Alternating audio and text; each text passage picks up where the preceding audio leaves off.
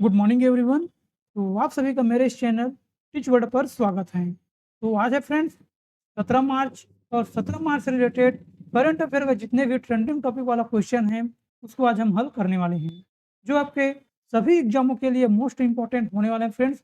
चाहे आप state level की तैयारी कर रहे हैं, चाहे आप सेंट्रल लेवल की तैयारी कर रहे हैं, दोनों में दोस्तों 10 से 12 क्वेश्चन करंट अफेयर से रिलेटेड पूछा ही जाता है। तो आपके लिए रामबाण साबित होने वाला फ्रेंड्स। डेली आपको केवल 10 से 12 मिनट ही आपको समय देना होगा, और डेली आप इतना समय दे दिए ना तो करंट अफेयर का आप मास्टर बन जाएंगे। क्योंकि मैं इंडिया और वर्ल्ड दोनों को मिक्स करके दोस्तों जितने भी क्वेश्चन बन सकते हैं करंट अफेयर से रिलेटेड उसको मैं इसमें डिस्कस करने वाला हूँ। ठीक है फ्रेंड, और ऐसे ही लगातार हम डेली करते चले जाएंगे। तो बिना टाइम वेस्ट के दोस्तों चलते हम अपने टॉपिक की ओर। देखिए फ्रेंड्स, अगर आप मेरे चैनल पर नए हैं तो ज़रूर सब्सक्राइब कर दीजिएगा, ताकि मुझे भी मोटिवेशन मिलता रहे फ्रेंड्स, आप लोगों के लिए नए नए कंटेंट लेकर आने के लिए। तो हमारा पहला प्रश्न है, मार्च 2025 में भारतीय रिजर्व बैंक का कार्यकारी निदेशक किसे नियुक्त किया गया है? मार्च 2025 में भारतीय रिजर्व बैंक का कार्यकारी निदेशक किसे नियुक्त किया गया है? Ajit Ratnakar, Michael Devvrat, M S Rajeshwar या फिर संजय मल्होत्रा। तो किसे किया गया फ्रेंड्स? तो ऑप्शन नंबर ए ही हमारा राइट आंसर है। अजीत रत्नाकर जोशी को 2025 दोस्तों भारतीय रिजर्व बैंक का नया ईडी नियुक्त किया गया है। इससे जुड़े कुछ पॉइंट को भी हम देखते हैं। भारतीय रिजर्व बैंक ने डॉक्टर अजीत रत्नाकर जोशी को 3 मार्च 2025 से कार्यकारी निदेशक के रूप में नियुक्त किए गए हैं। और ये कब से पदभार है दोस्तों? 3 मार्च 2025 इसे नियुक्त किया गया है। अगला है, पृथ्वीजकर वास्तुकला पुरस्कार 2025 में किसे प्रदान किया गया है?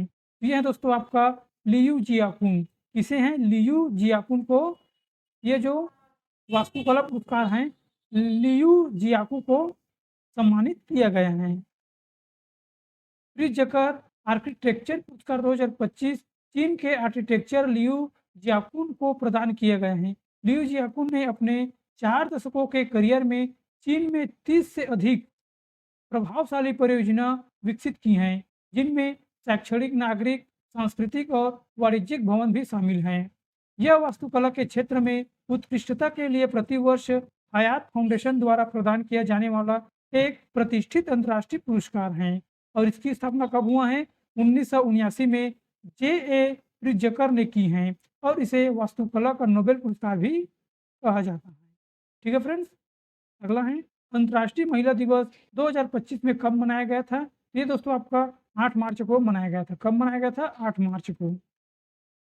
अंतर्राष्ट्रीय महिला दिवस हर साल 8 मार्च को मनाया जाता है। इसे विशेष दिन पर महिलाओं की उपलब्धियों का जश्न मनाया जाता है और सम्मान की दिशा में प्रयास किए जाते हैं, जिसका उद्देश्य है विभिन्न क्षेत्रों में महिलाओं की उपलब्धियों को सम्मानित करना और लैंगिक समानता के प्रति जागरूकता फैलाना।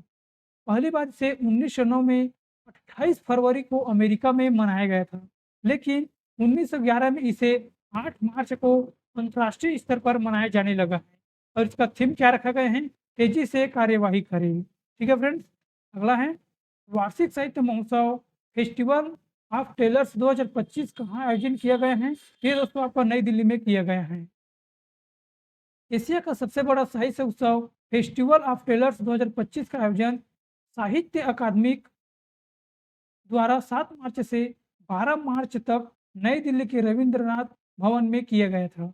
इस भव्य आयोजन का उद्घाटन केंद्रीय सांस्कृतिक और पर्यटन मंत्री श्री गजेंद्र सिंह शेखावत ने किया है। इस अवसर पर प्रसिद्ध अंग्रेजी नाटककार महेश दत्तानी मुख्य अतिथि हैं, और साहित्य अकादमी पुरस्कार 23 भाषा में प्रदान किए जाएंगे। कितने भाषा में प्रदान किए जाएंगे? 23 भाषा में प्रदान किए जाएंगे। और इस महोत्सव का विषय है भारतीय साहित्यिक परंपराएं। अगला क्वेश्चन, मार्च 2025 में बारबाडोस के सर्वोच्च सम्मान order of freedom of Barbados से किसे सम्मानित किया गया है? तो ये दोस्तों आपका नरेंद्र मोदी को सम्मानित किया गए हैं, जो कि हमारे प्रधानमंत्री हैं। प्रधानमंत्री नरेंद्र मोदी को कोविड-19 महामारी के दौरान उनके रणनीति नेतृत्व और बहुमूल्य सहायता के लिए प्रतिष्ठित हैं। Order of freedom of Barbados पुरस्कार से सम्मानित किया गया है। पुरस्कार की घोषणा बारबाडोस की प्रधानमंत्री मिया अमोर मोटले ने 20 नवंबर 2024 को गुयान के जाट टाउन में दूसरे भारत कैरिकॉम नेताओं के शिखर सम्मेलन के दौरान प्रधानमंत्री नरेंद्र मोदी के साथ बैठक के दौरान की हैं। ठीक है दोस्तों, अगला है छठवां क्वेश्चन। मार्च 2025 में पहली महिला विधि सचिव के रूप में किसे नियुक्त किया गया है? ये दोस्तों आपका अंजू राठी राणा को नियुक्त किया गया है। अंजू राठी राणा को नया विधि सचिव नियुक्त किया गया है। भारतीय विधि सेवा की अधिकारी अंजू विधि सचिव नियुक्त होने वाली पहली महिला हैं।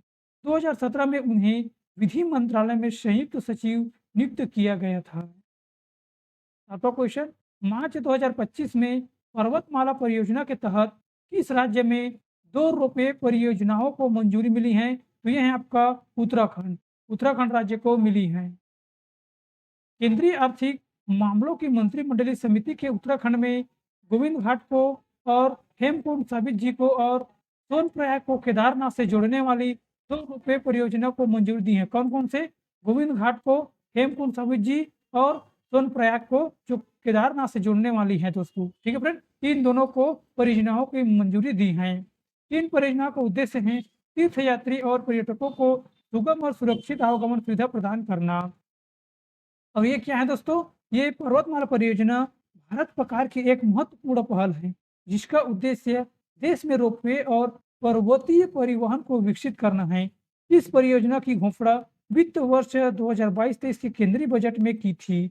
अब इसे राष्ट्रीय राजमार्ग और अवसंरचना विकास निगम लिमिटेड द्वारा लागू किया जा रहा है। ठीक है फ्रेंड्स, अगला है 8वां क्वेश्चन।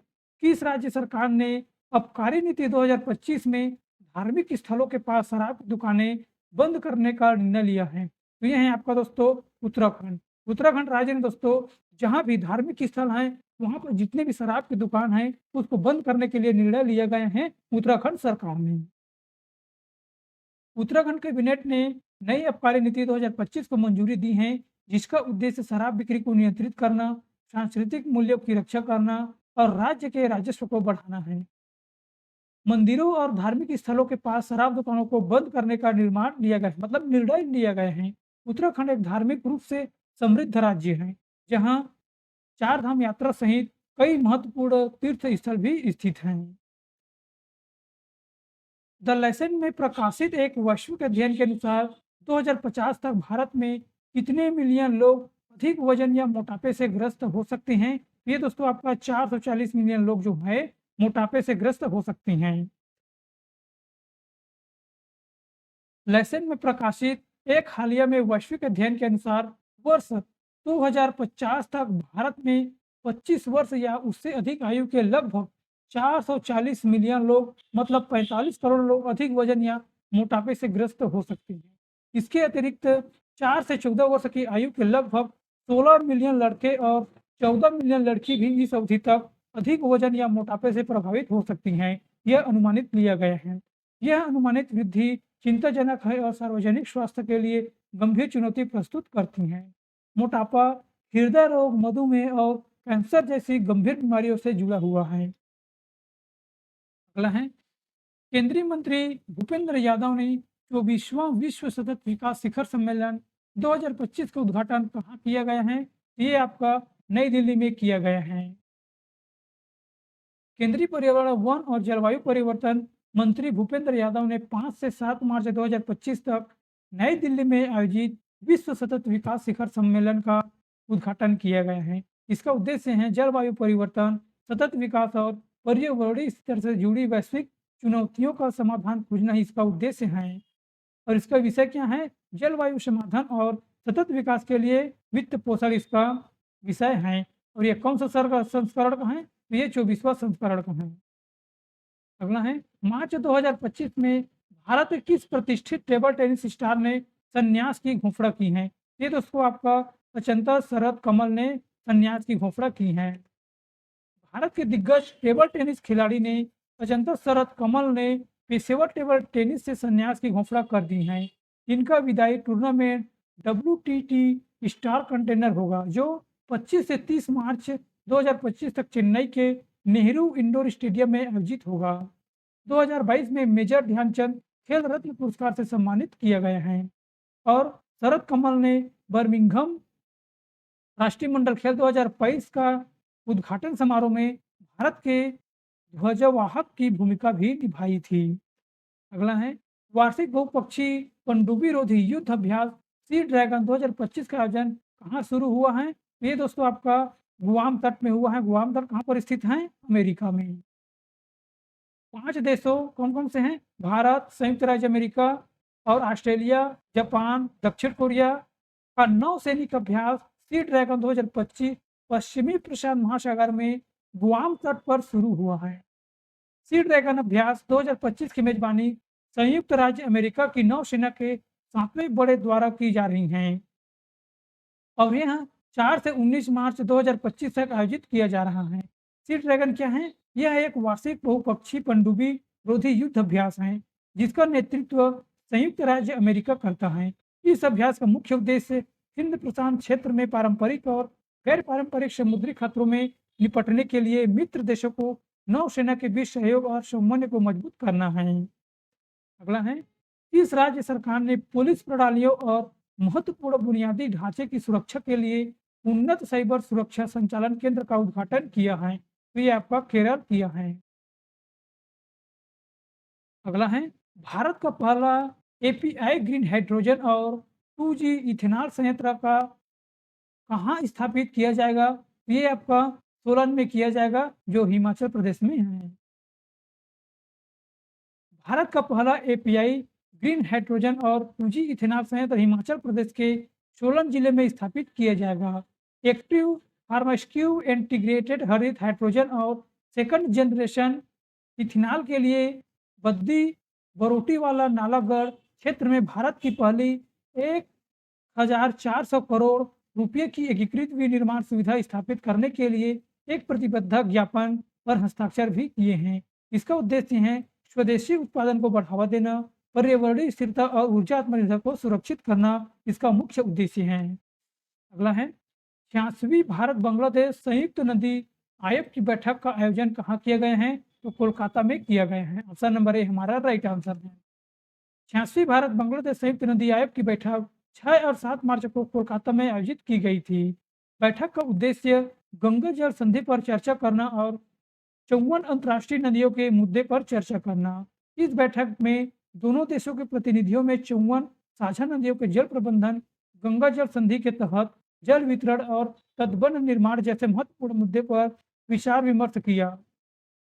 साथ ही नदी प्रदूषण नियंत्रक, जलवायु परिवर्तन के प्रभाव और आगामी जल परियोजनाओं के प्रस्ताव पर भी चर्चा की है। ठीक है फ्रेंड्स, तो आज की सेशन में बस इतने ही दोस्तों। टोटल हमने 15 क्वेश्चन को देखे हैं, मतलब हल किए हैं और ऐसे ही दोस्तों हम डेली 15-15 क्वेश्चन का सेट लेकर आएंगे और आप लोगों के लिए एक क्वेश्चन का टेस्ट है जिसका आंसर मुझे कमेंट सेक्शन में देना है। मार्च 2025 में भारतीय रिजर्व बैंक का कार्यकारी निदेशक किसे नियुक्त किए गए हैं? अजीत रत्नाकर जोशी, माइकल देवव्रत, एम राजेश्वर राव या संजय मल्होत्रा? तो इसका आंसर दोस्तों मुझे कमेंट सेक्शन में देना है। और ये सेशन आपको कैसा लगा है इसका फीडबैक भी हमें ज़रूर देना दोस्तों, ताकि मुझे भी मोटिवेशन मिलता रहे आप लोगों के लिए ऐसे ही नए-नए कंटेंट लेकर आने के लिए। ठीक है फ्रेंड्स, तो आज के इस सेशन में बस इतना ही। मिलते हैं अगले वीडियो पर। Thank you and so much.